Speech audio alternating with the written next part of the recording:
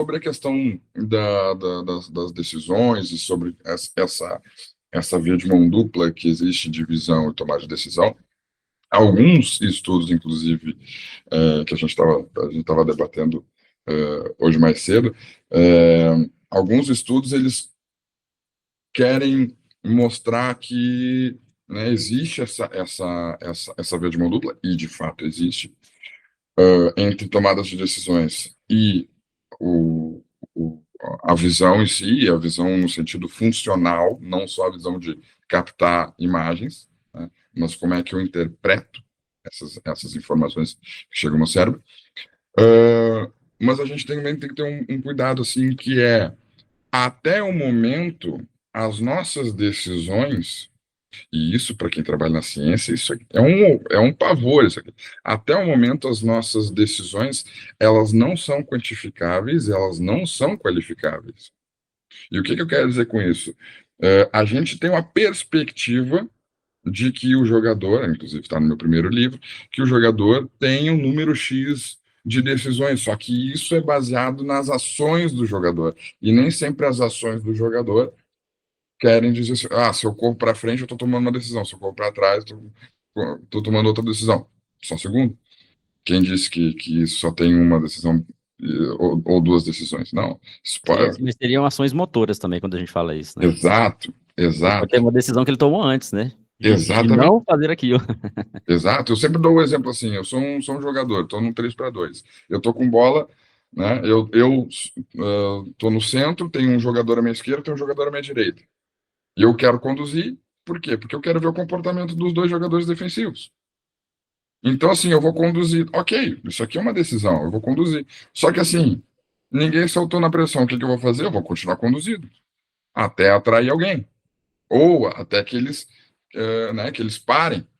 Então, assim, aí eu já tenho uma segunda decisão que não é quantificável e também não aparece, né? Digamos assim, ela não está visível, ela não está clara. Então, assim, até o momento, e eu sinceramente acho que vai ser muito difícil que a gente tenha, decisões quantificáveis e qualificáveis. Eu dei o exemplo da parte quantificável, por que que ela é difícil? Por que que ela é difícil de qualificar? Porque as decisões elas são únicas e exclusivas dos atletas. Elas podem ser desenvolvidas, mas elas têm que ser, primeiro, contextuais, certo? Por que que elas têm que ser contextuais? Por que que elas são contextuais? Eu tenho um jogador, e isso é verdade, eu tenho um jogador que ele, na metade do campo defensivo, ele tem decisões fantásticas. Só que o que acontece? No campo, quando eu estou em fase de construção, o meu campo começa a abrir. Eu não pontuo no jogo de futebol se eu passo do meio campo pelo meio, pelos lados ou pelos meios espaços. Então eu consigo, o meu funil, ele abre.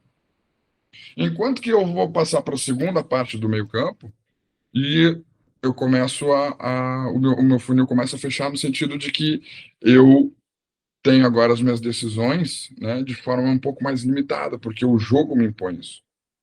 Então, assim, toda essa cadeia que existe, que é experiência do jogador, o contexto que ele está envolvido, tudo isso é muito único, é muito exclusivo dele.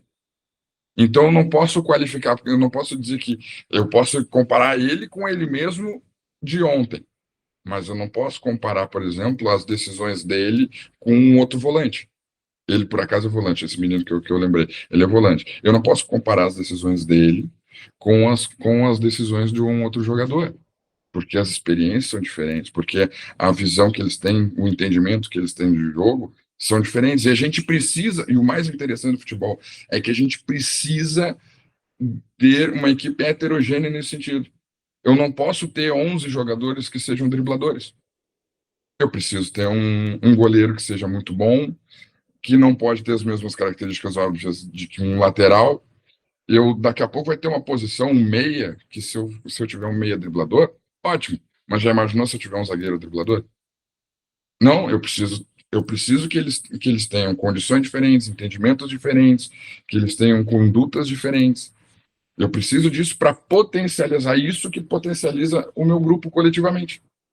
Então, assim, é muito complicado. Aí a gente começa a ver que, cara, as decisões, de fato, elas são difíceis de qualificar. Elas são de dizer que é bom, que é ruim, que é melhor, que é pior. Talvez nesse sentido individualizado, de que o que ele fazia ontem e o que ele faz hoje, o que ele pode fazer amanhã, isso sim, isso seja algo interessante de se desenvolver.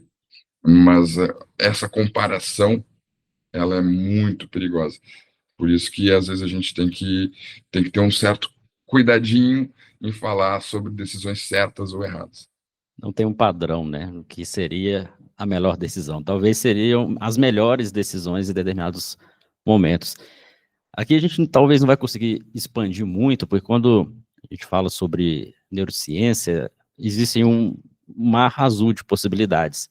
Muitas pesquisas são realizadas e cada vez mais pesquisas são necessárias para que entenda o funcionamento do cérebro. Isso não só no esporte, mas principalmente na nossa vida, né?